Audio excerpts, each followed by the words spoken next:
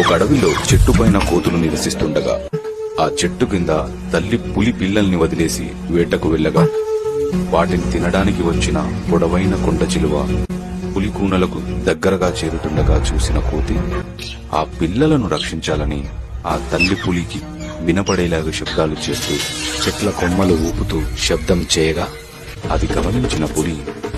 పిల్లల దగ్గరకు చేరుకొని కొండ చిలువని అక్కడి నుంచి తరిమేసి పిల్లలను రక్షించుకుంది. ఇవన్నీ చేస్తున్న తల్లి కోతిని చూసి పిల్ల కోతి, అమ్మా, అవి క్రూర జంతువులు కదా, మనల్ని చంపి తినేస్తాయి కదా, ఆ పిల్లలు కూడా పెరిగి పెద్ద పులులే అవుతాయి కదా, వాటిని ఎందుకు రక్షించావు అని అంటుంది. అప్పుడు ఆ తల్లి కోతి,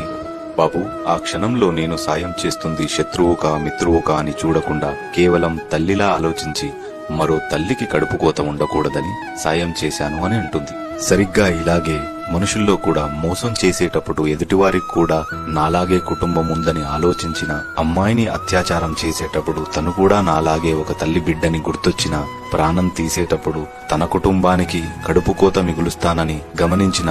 ఎన్నో ఘోరాలు ఆగుతాయి.